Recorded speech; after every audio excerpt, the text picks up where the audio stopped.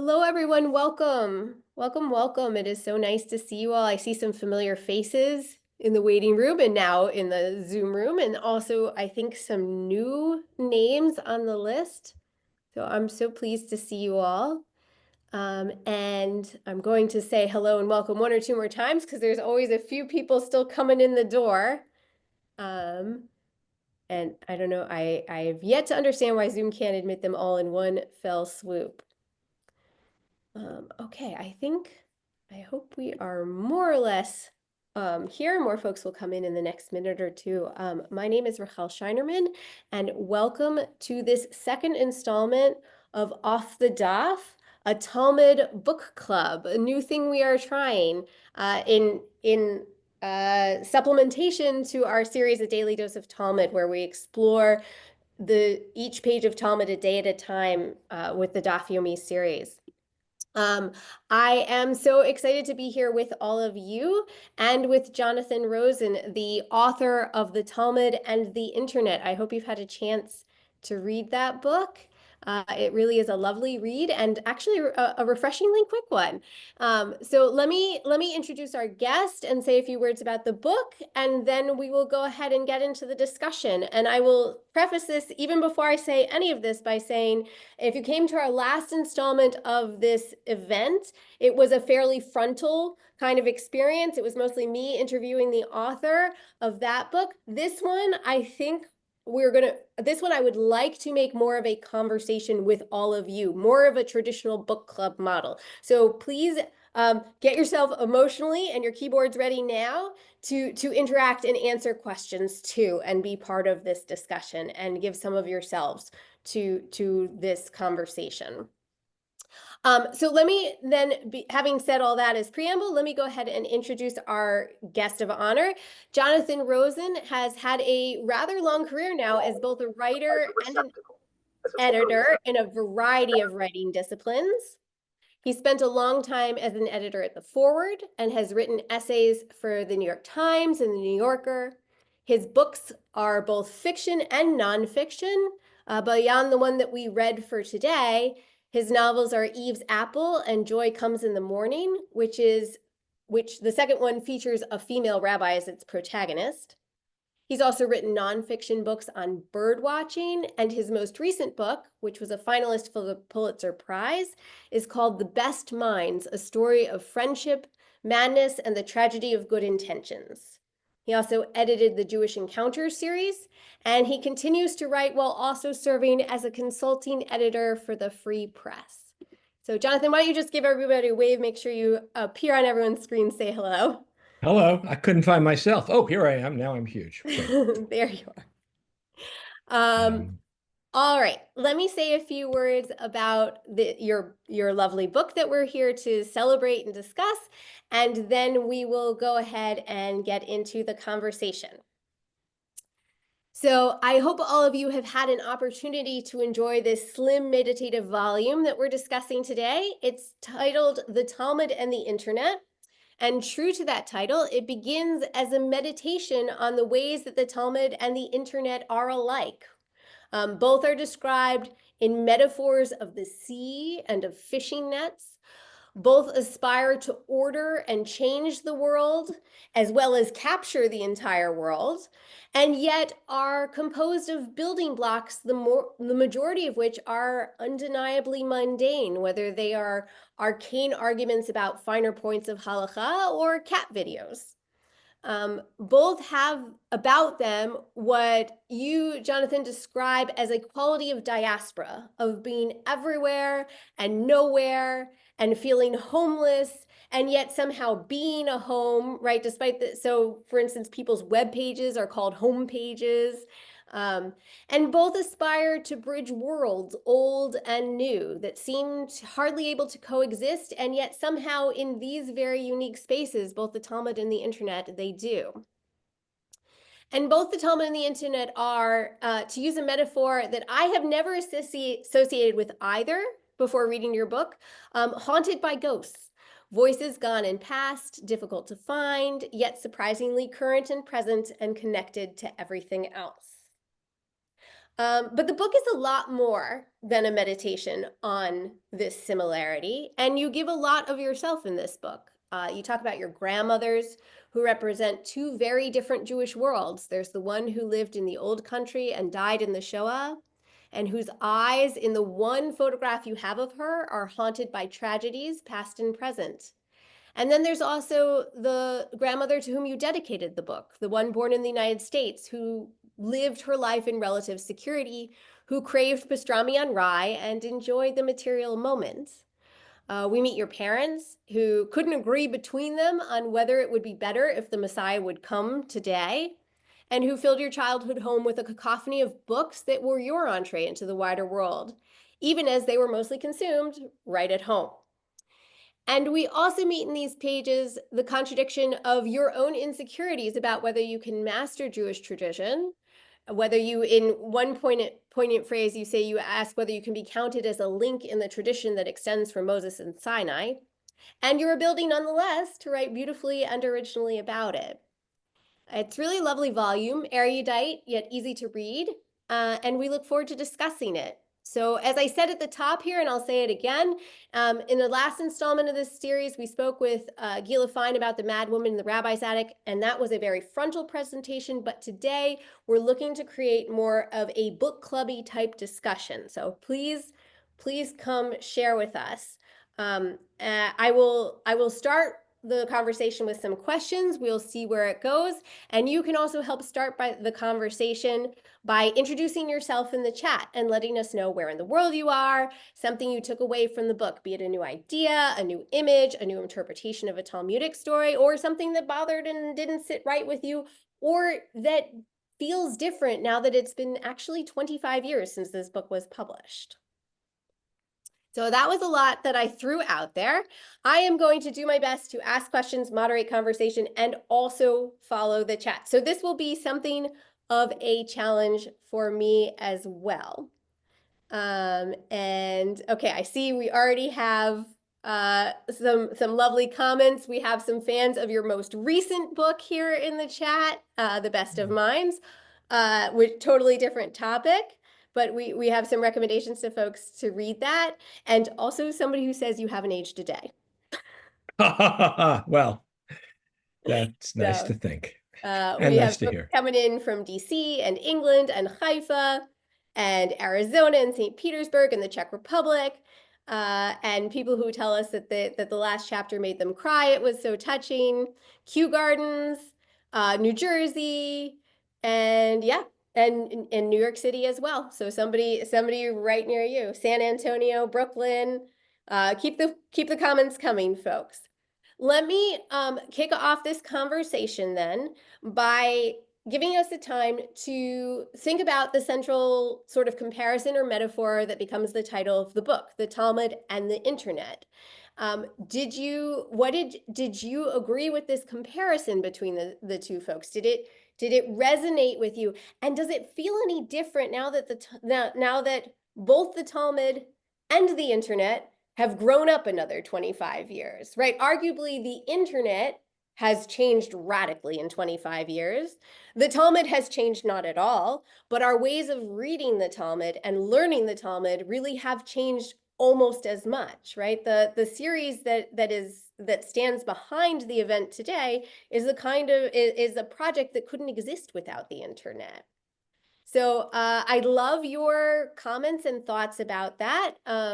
Please go ahead, feel brave enough to be the first one to go. I see some questions. And also, Jonathan, we are hoping you will jump in and give your opinion and your thoughts and your retrospectives as well. I see, Will Like, comments that the Talmud is just a huge comment section, yeah, right? forgive the I tale of noticed my in the book, cat. I was expecting you to talk about message boards, and you really didn't in the book, right? Is that because message boards didn't exist yet in If 2000? they existed, they were not on my radar at the time. It really was, things were very new. I mean, you were saying you remembered getting an email address. I can't remember when. That was in the 80s. That was when you Yeah, so the book came out in went on. 2000. I was in high school at that time, and Right. I was getting Okay. my first email address, and yeah. So Right. I So definitely had a limited access to the internet in the home I grew up in, so.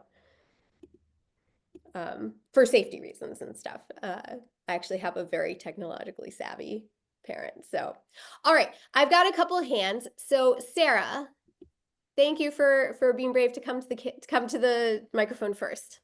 Sure. Hi, Jonathan. Hi to Michal. Rachel. Oh, Michal, your wife. Yeah. Yes. Yeah, she's this unspoken star of the book and the event, I'm sure. So I read the book when it first came out. I have a first edition copy, but I had not read a page of Talmud at the time. So a lot of it didn't resonate with me then. But as I have become a Talmud person, someone will explain something to me, some little secret thing, and I'll think, oh, that was in Jonathan's book. So it's like it keeps coming back to me as the layers of my Talmud knowledge grow. So thank you. Yeah. Can you it's give us an wonderful to hear. example, Sarah? The one that comes to mind is the hyperlinks, which the Talmud also has in the commentaries on the sides. And of course, obviously, the internet is full of them. Yeah. It's so funny. I kind of wonder if the Talmud had been written on the internet with hyperlinks, if there wouldn't be as many repeated passages, right? If the whole organization of the text, because there's so many stories and discussions that repeat themselves throughout the Talmud. If they'd had hyperlinks, would they have organized the whole thing very differently? All right, Anita. Thank you, Sarah, for going first. Anita, come tell us your thoughts. Right, and I will say, the best of mine. I mean, I was in tears through all of this. Thank you. But with this book, somebody mentioned you haven't changed your appearance in 25 years. Well, also, I kept thinking that the book was written 25 years ago, and of course, we know the Talmud hasn't changed. Internet has, in 25 years, totally exploded, right? And yet, your story is timeless. Whether written 25 years ago or if you had written it today, I think that the story that you told and the connections you made would still be pretty much the same, because you have so many layers, and layers with people, layers with events, and the connections that you're making throughout. And in Gila's book and Gila's teachings, it's like you cannot read something out of context, right? So you have to go to all the different links. Right. And it just was totally amazing. And yes, I'm the one who said that through your last chapter when you were in Scotland. And I was, again, in tears going through that and just feeling, you just bring out such emotion in your writing. It's absolutely deep and beautiful and meaningful. Thank you so much. I really appreciate hearing that. If I'm honest, I have to suspect that the fact, if I had been a scholar like the last person you had on, my book probably wouldn't have aged as well, because I wouldn't have been generalizing or poeticizing or embodying it in images. And so I suppose whether I was making a strength out of my weakness, or that is simply the way in which you try to make your limitation your strength. I mean, somebody mentioned I happen to have my other book. You could see the difference. That's my most recent book, which took a very long time to write and is like 500 pages long. But I was early on when it came out, I was talking about it, and somebody afterwards came up to me and said, "Where did you get that line? My ignorance would be the instrument of my discovery. You quoted it during your talk." And I said, "It just came out of my mouth, but I'm going to write it down." So I think when I wrote the Talmud and the internet, my ignorance was also my instrument of discovery. And so if that holds up, it's because I think I was propping it up with aspects of my own life and the things I brought with it. But thank you so much. It's a beautiful response to have. Thank you. Phyllis, I'm going to try and cold call on you about your comment here. You wrote that, oh, I lost the comment. Basically that as the internet evolves, it has become even more like the Talmud. So I was wondering if you could expand on that for us and tell us how you're thinking about that. I don't know. You can hear me? I can hear you. We can hear you. Okay. I read your book 25 years ago, before I started studying Talmud. And since then, I have been a Talmud learner. I always remember your connection between surfing the internet and surfing the Talmud. And I just reread the book after 25 years and find it very, very, even more important. That's all I could say.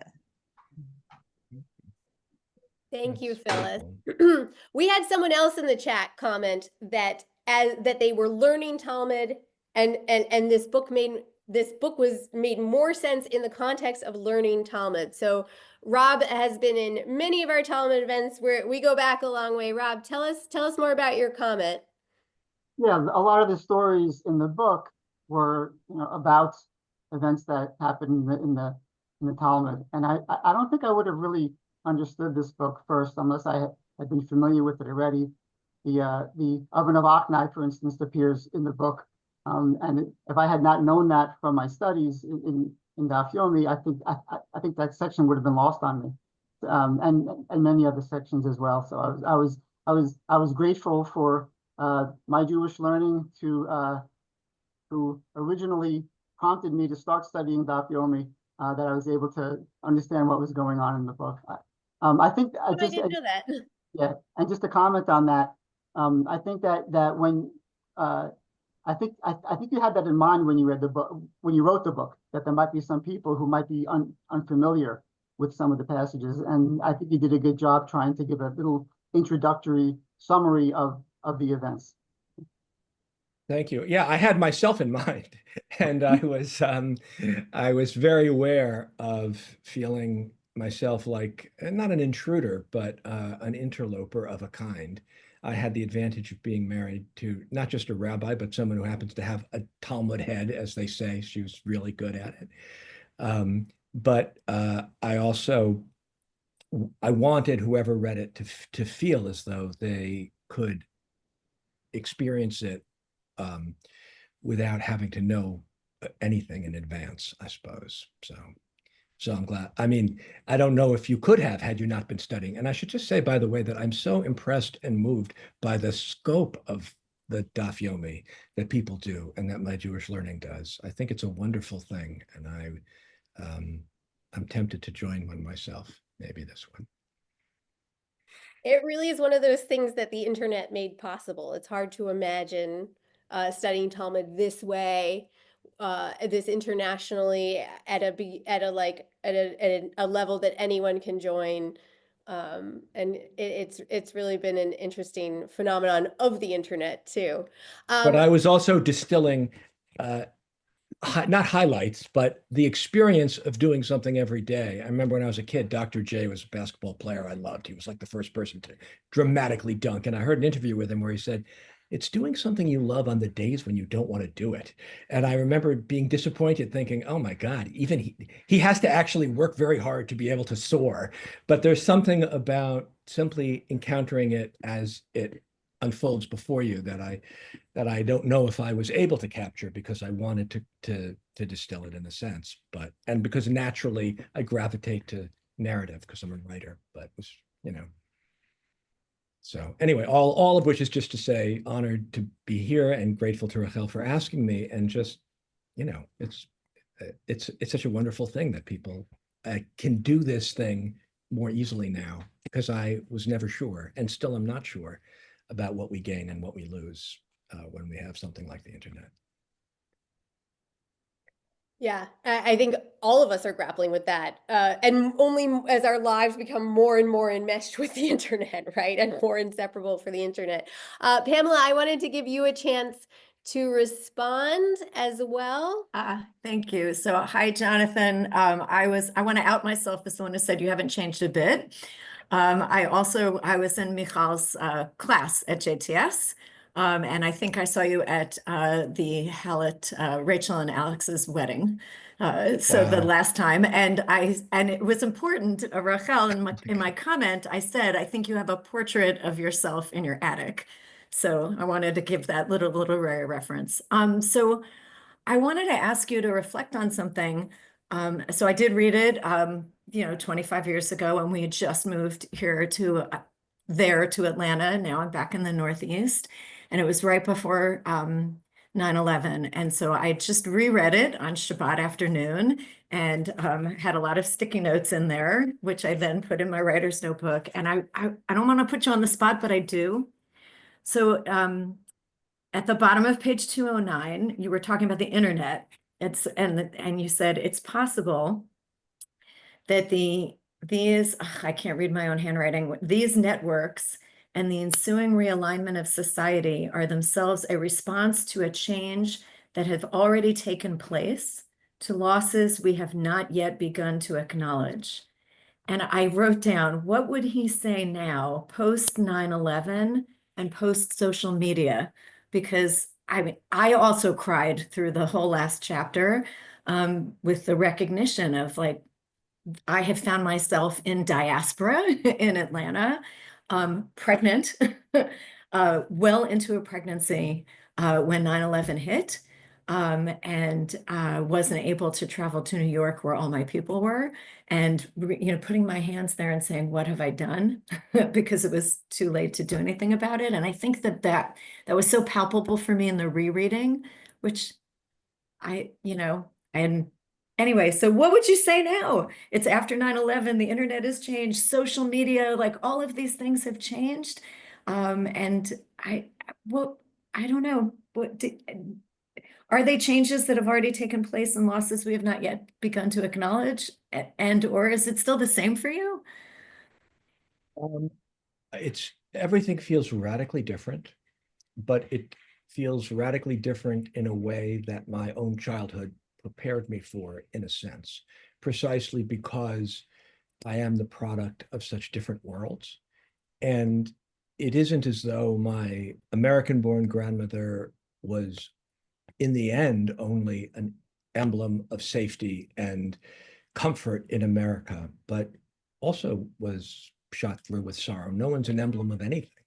And the grandmother, who I'd always thought of as a ghost, it's her corporeal reality that is what gave birth to my father and therefore to me, but also that makes the tragedy of her having been murdered a tragedy. And in fact, I was recently in Vienna, and I visited the grave of my grandparents. It has my name. It's my, I'm named for my grandfather. My sister's named for my grandmother.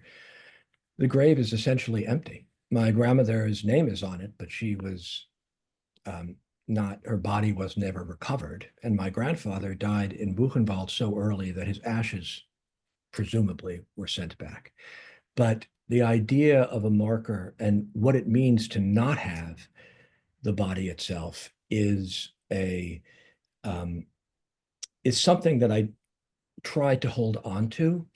And of course, if you think of Israel as the body of the Jews in a different kind of way, but it's not as if the exile was a simple translation of oneself into a perfectly acceptable whole medium. It wasn't. It was filled with loss. And the ways in which Jewish life was always oriented towards Jerusalem is something easily forgotten, because this is our New Testament, and Jews have a lot of New Testaments. Even Israel is an old New Testament.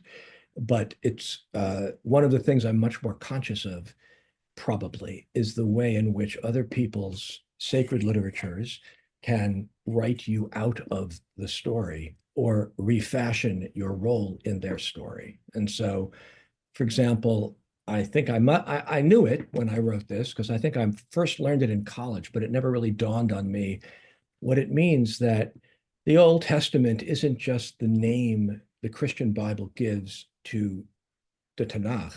It rearranges the books. And so the last book of the Tanakh, of our Bible, is the Jewish people returning to its Second Chronicles. We go back after 50 years of exile to rebuild Zion, literally aliyah, alot, to rebuild Zion. there's a reason that is not how the Old Testament ends. Because if the church saw itself as the new Israel, it would not want to see or couldn't see the Jewish story as one of exile and return. At the end of the 5 books of Moses, the tribes are lined up on the Jordan, ready to re-enter the land. And so a Jewish notion of ourselves as flowing in and out of the land is frozen into something. And even the fact that we wrote down the oral law had about it a kind of loss, because it's meant to live as the companion, the flexible companion of what's written. And so I think that the way in which ground is still contested, though for many people that seems so primitive, they do not wish to or cannot even allow it to enter their minds as a real category. And of course, it's a luxury if you live in America and you grow up in America and you don't have a tradition of military service and you mistake 2 oceans and a vast continent for your own body, then you can imagine space in a very different, and vulnerability in a very different way. And all of these things were brought home to me after September 11th. And in fact, I wrote this book and I kind of imagined, you're always sort of thinking, and then I'm going to write this book, and then I'm going to write that book. And after September 11th, the New York Times asked me, because I'd been writing for them, to write about anti-Semitism, which astonished me and even filled me with a kind of, I'm embarrassed to acknowledge, reluctance in a way. And why did they ask me? Because the destruction of the World Trade Center unleashed an astonishing torrent of anti-Semitism coming out of the Arab world, the non-Arab Islamic world, the European world, all of these elements that somehow came calling at the very moment when, as an American, I felt wounded and connected to what had happened. And so that double consciousness, to borrow what W.B. Du Bois talked about when he talked about being a Black American in the turn of the, in the 1903 or something, was immediately brought home to me. And double consciousness, in a way, I realize, is partly the theme of the book. Not being at home doesn't mean there is no home. And loving words doesn't mean that translating anything can be translated into words. That's not what it means when the Bible says choose life. It's really life. There's a great rabbinic saying, if you want to save someone's soul, save his life. And it's the embodied self that, of course, both my grandmothers had. So that's a long answer. And I'm not even sure why or how it came out of me, but it nevertheless is what you evoked by reminding me of that moment, which was not a single moment, but a moment in a sense that's still going on, that I think we're still making sense of, by the way, in our fitful swinging of the pendulum to kind of, either over dramatize it or under recognize it, and then and how it fits and connects me to Israel, the place that gave birth to the Talmud and that didn't give birth to it and send it out into the world, never to return, by the way. And so, anyway, fruitful question. That's all I can say. I apologize for answering at such length. No, that was what I was looking for. Thank you. Because when I was reading it, it stirred up a lot of questions for me. And I was like, wow, we're going to have the author there. So thank you. And also send my best to Michal. I will, for sure. Thank you. Yeah, that idea that Israel gave birth to the Talmud is an interesting one too, especially since there are 2 Talmuds, right? One that is born of Israel and the more significant one, which was born of diaspora. So folks who have your hands up, I see you. I want to get to you. I know there's been a long wait, but please go ahead and patiently keep that hand up. Jonathan, I want to ask you a question that is in the chat too, that I think folks are wondering. You spoke a little bit about how the book strikes you after you wrote it, but folks want to know why you wrote it in the first place. Okay, I dropped the paper on which I am writing down the names of people who say hello to my wife, so I was just vanishing. I wrote it for the most prosaic and therefore successful of reasons, which was that I was having a conversation with an editor at the American Scholar, which is a wonderful journal, but at the time it was edited by, I used to write for it, it was edited by a wonderful writer named Ann Fadiman, wrote a book called The Spirit Catches You and You Fall Down. Terrific book about monk people who have epilepsy. Anyway, she was explaining to me about an essay she'd read about how the internet was ruining browsing in the stacks. And that instead of wandering through a section that was this scholar, it was Gertrude Himmelfarb, a scholar I very much admire, by the way, who writes about poverty and wrote about poverty in the 19th century. But in any case, she was lamenting the loss of what it meant to go looking for one book and then finding all these other books in that same section. Instead, you look something up and all these unbidden texts come crashing in. And I said to Anne Fatima, I said, well, you know, the truth is that Talmud in its own way is kind of like that. It is organized, but it's an interrupting, it's both a disruptive culture and a culture that is continually interrupting itself. And she said, oh, you should write that. And that was when, of course, I immediately, having talked a very good game, having a cup of coffee and talking is entirely different from going to write it. And who am I? And then all the who am I feeling of almost panic became actually an element of the book. And so in working out not only what I had talked to this woman about, which was kind of became the first chapter and an essay that I published, in expanding it, I realized that it kept ramifying in all of these ways. I'll only add one more thing that I realized I was working out without knowing it at all. The book ends essentially with the anticipation of the birth of my first child. Both my children are now out of college. Somewhere along the way, we discovered with them that they have dyslexia. And every time my wife would read a book about ADD or dyslexia, she would say, this is you. And so in a sense, it's rare to be someone with children growing up already and suddenly have a story that reorganizes your entire understanding of yourself, what your relationship to books is, to reading, to knowledge, to being smart and feeling stupid, or being stupid and feeling smart, and to pretending, or to having compensatory storytelling abilities to cover a lack of recall or knowledge. And so this whole drama that I'd been living all my life without knowing it, including the calamitous bar mitzvah that is only fleetingly alluded to in this book, but if anybody wants to read my full shame, you can read it in this book. In any case, all of those things, what it means to belong to a society that I sometimes feared measured you by not the content of your character, but the recall of your mind. Being smart was so important to us growing up, me and my friends. And I felt like a fraud because there were always things I missed all the time. And so the Talmud amplified that at the same time, because it was oral and because you did it with a partner and because I did it with friends and my wife, it had the one thing reading had never had for me, which was, a friend and a teacher, as well as just those words on the page. And in a strange way, this hardest of things made me feel more whole.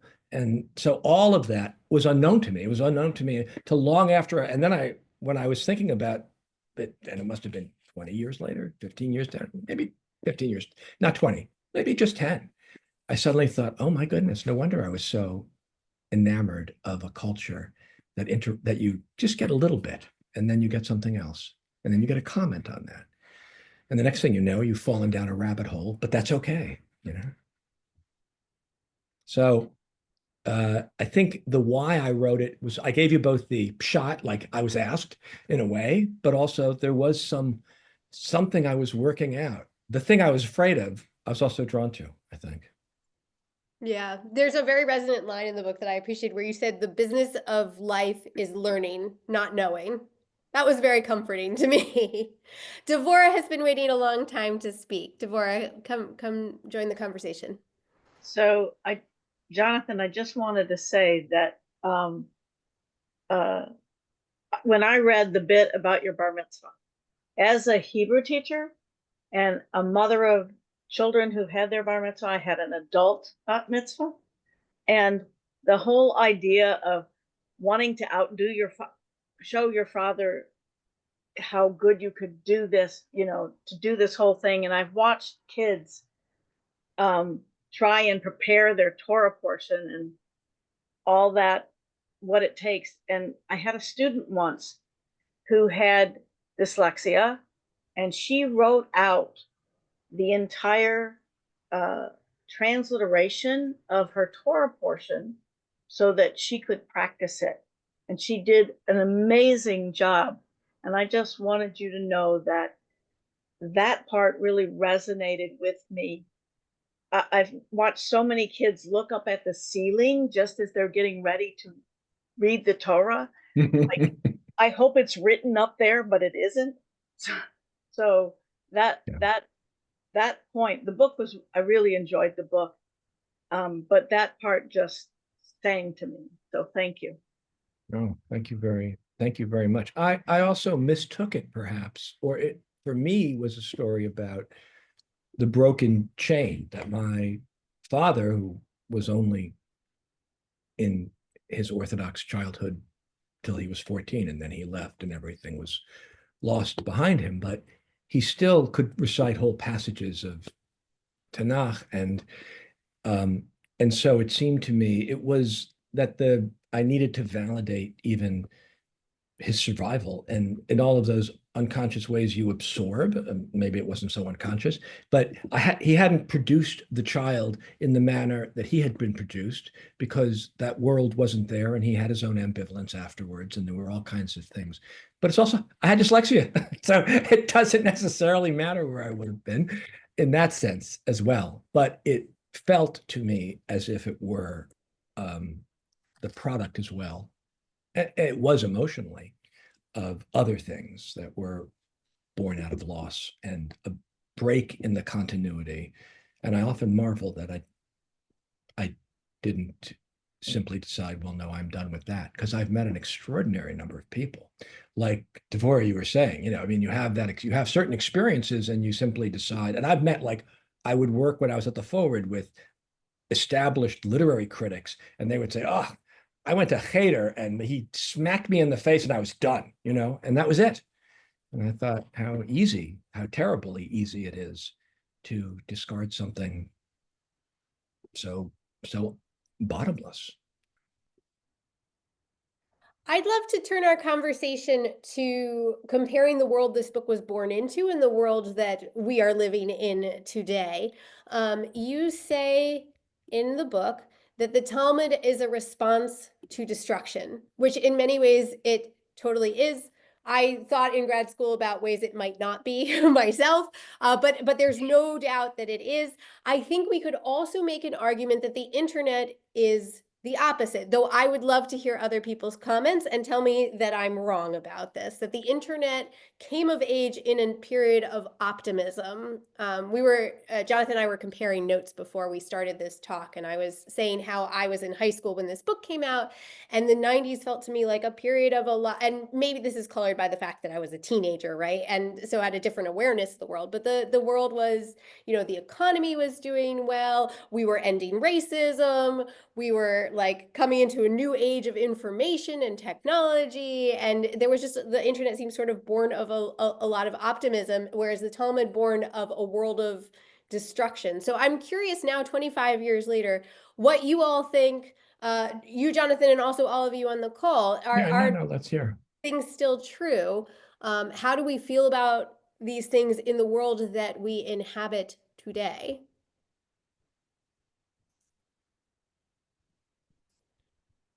Okay, Laura, go ahead. You go first.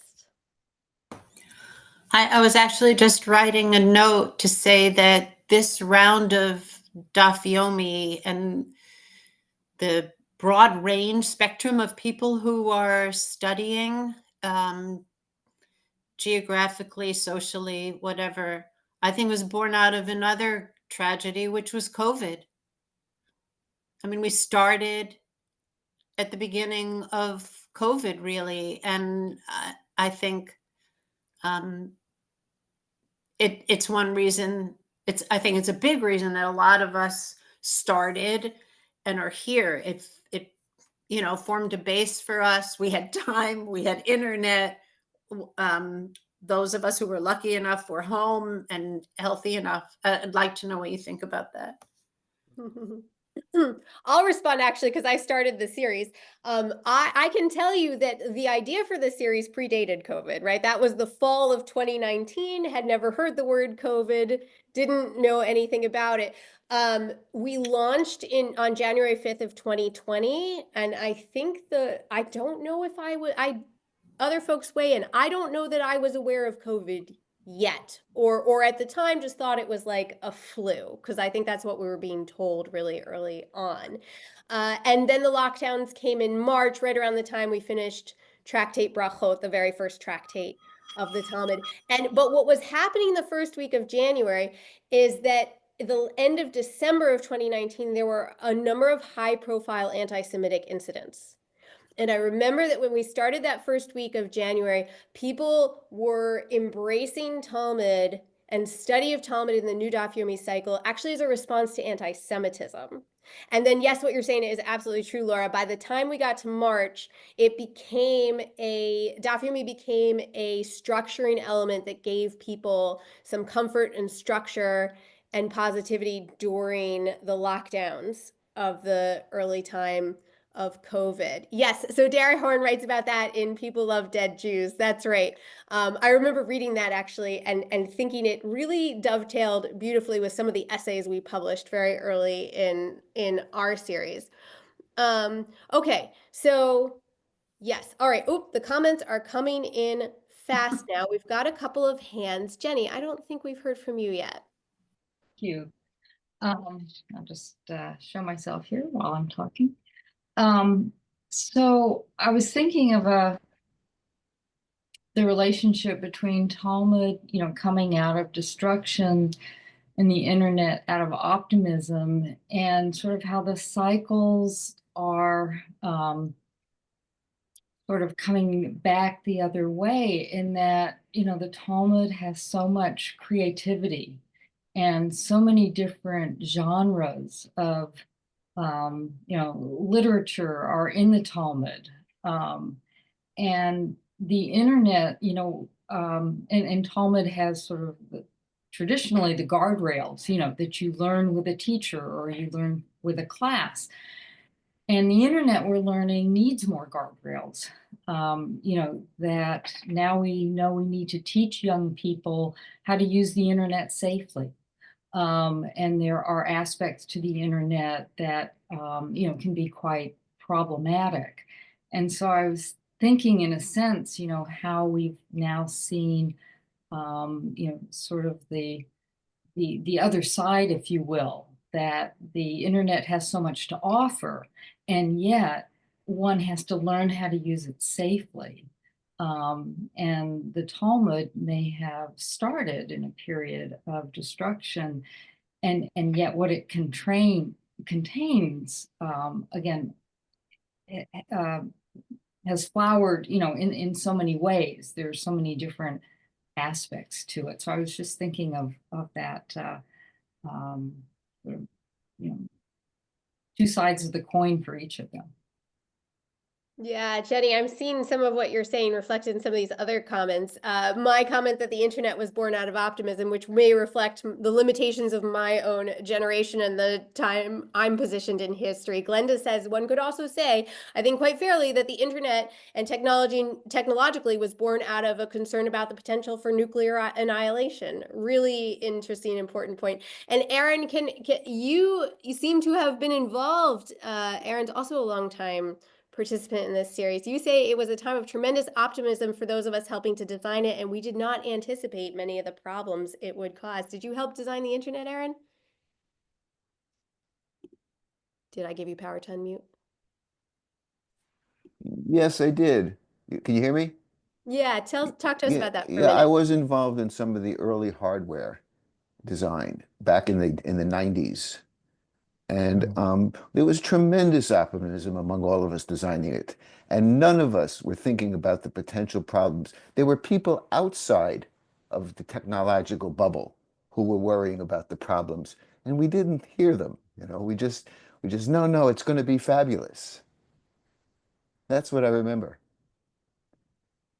Yeah. Thank you for sharing that.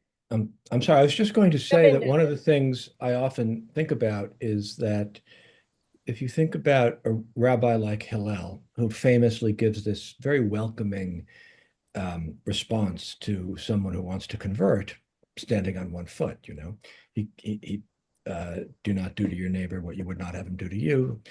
Is that it? Yes. If the rest is commentary, go Hateful to you, don't instead. do to your neighbor. Yep. Yeah, but the temple was still standing. I wonder if the openness, the simplicity and invitation could have been issued in the same way had this enormous, not just the physical structure, but all that went with it, including a kind of autonomy, even if it was more in a vassal way. And so it's often the things that we often mistake or we forget to look at the very moment we're in to understand what it is that has set what we think of as a universal tone. Um, People often speak of the international world as if it is in itself a virtue.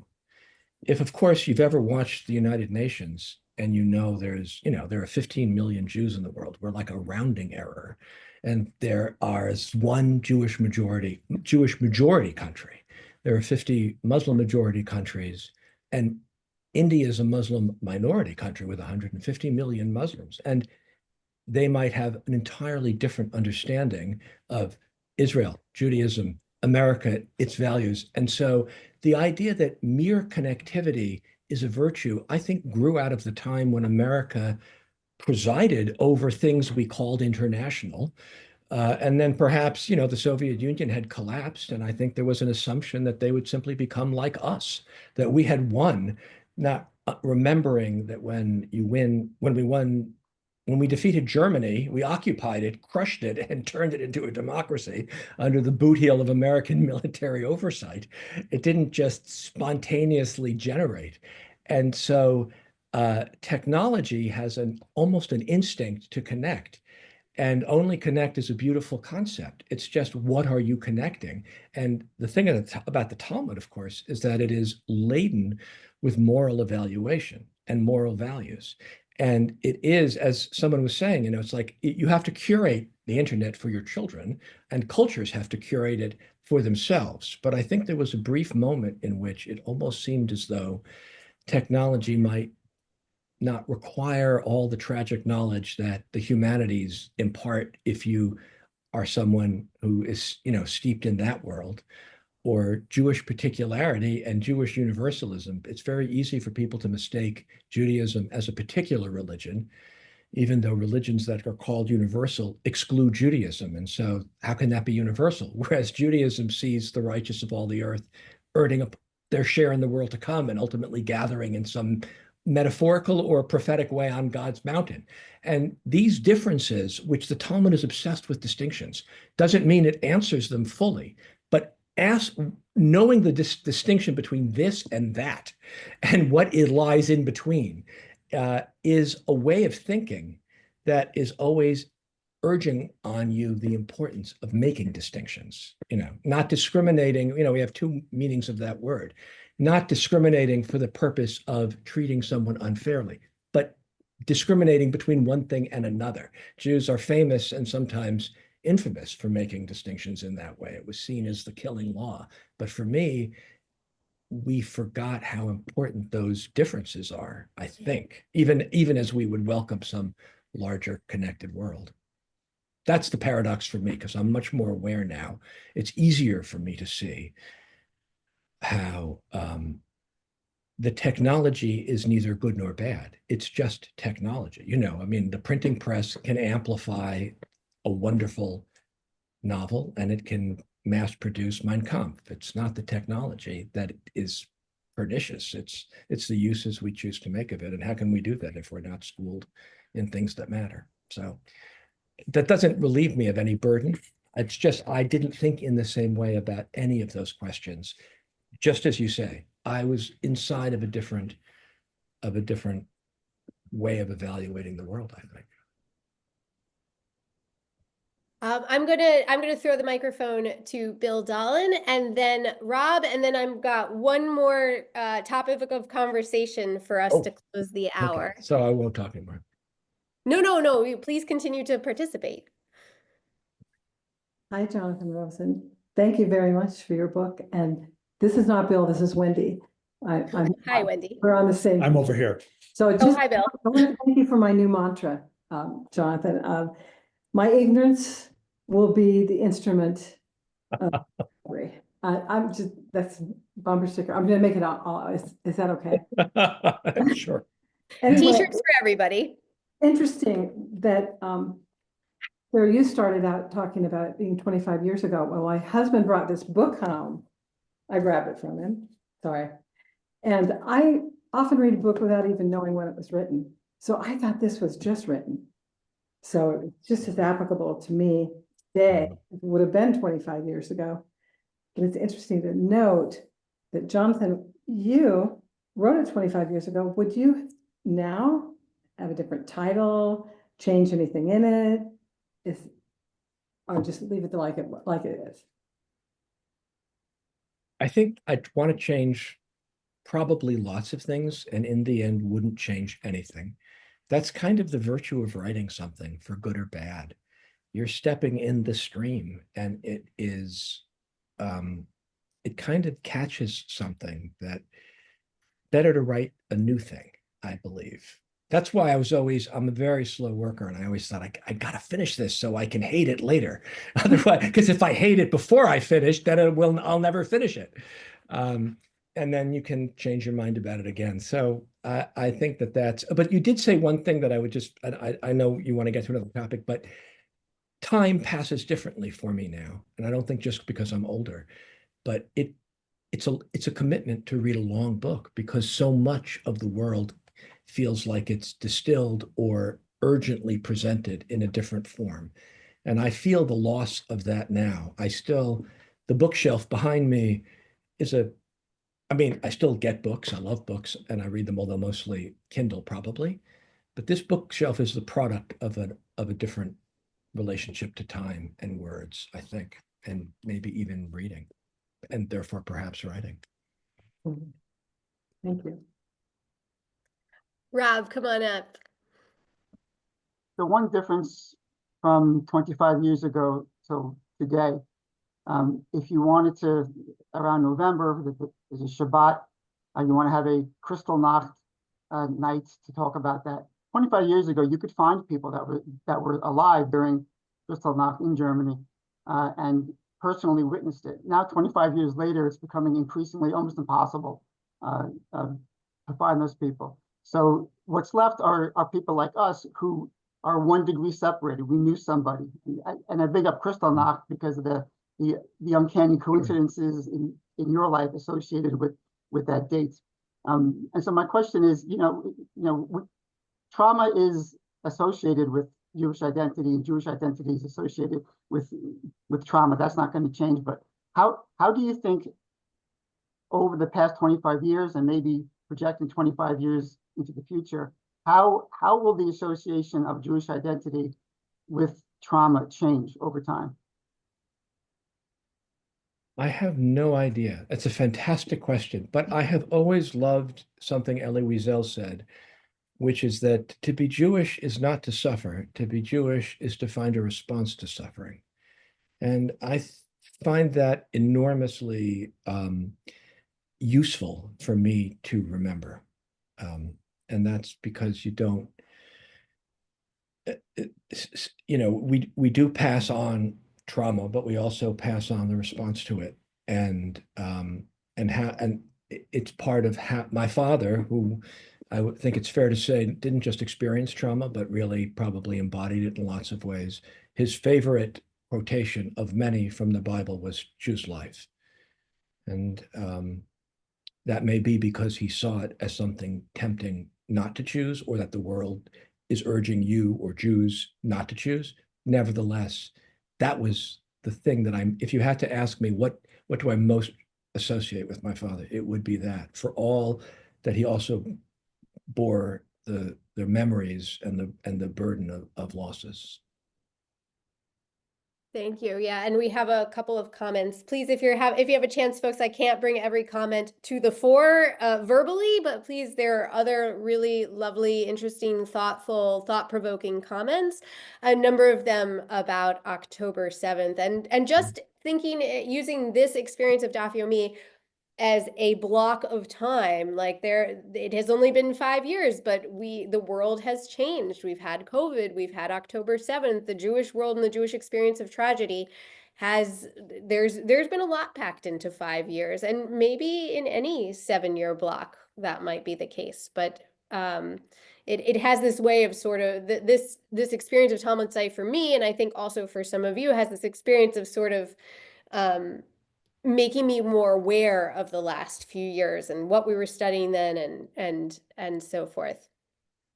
I'm going to throw one more thing out to discuss, a little bit different, but I just was so taken by it's somewhere in the middle of the book where you ask your parents if they would want the Messiah to come. Like, it didn't even occur to me that anyone would ever ask this question. And then even more surprising to me was that your parents give different answers. And if I remember correctly, it's your father who said choose life, who also chose the Messiah, right? Is that right? Yes, absolutely. So, yeah.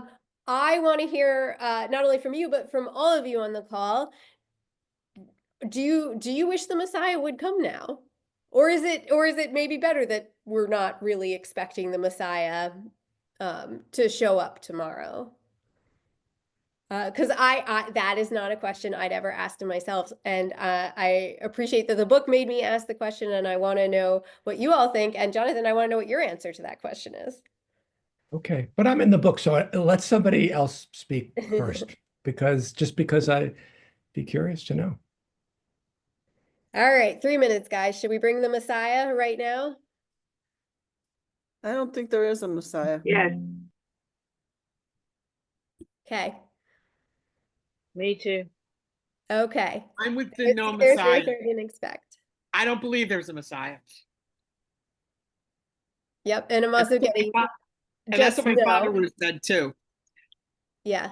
I'm not sure what the world would be like Right. if the Messiah came. There's different interpretations or projections of what it might be, so it's hard to know. Yeah.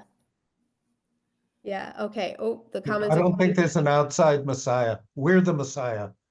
We're the ones who are going to make the world a better place. Yeah. I can That's go with not that. necessarily a contradiction. I like that. Yeah.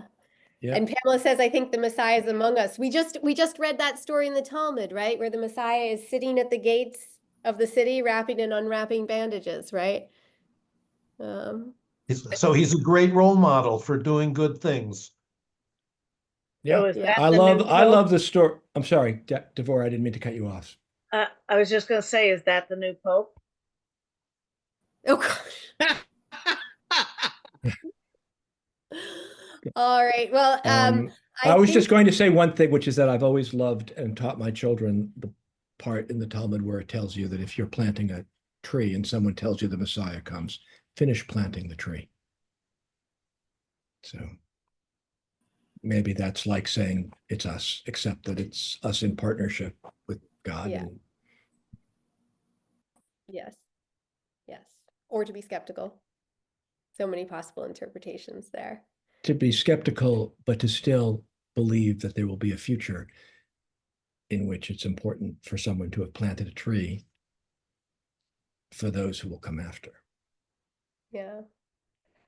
All right, we are coming up on the hour, so I want to respect everybody's time. Jonathan, thank you so much for this beautiful book. Thank you to all of you pleasure. as well Thank you for all. this really stimulating conversation. I think we're all leaving with more things to think about and discuss.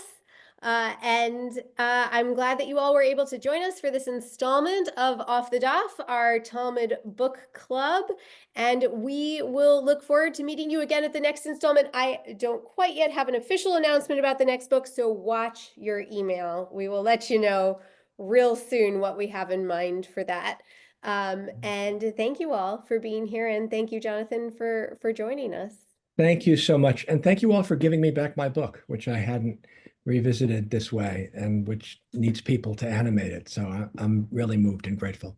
Thank you. Okay. All right. Be well, everybody. And we will, if you're a part of the Dafyomi crowd, we'll see you in your inbox tomorrow at 5 a.m. and Thursday morning to review what happened in this week's DAF. Yeah. Thank you.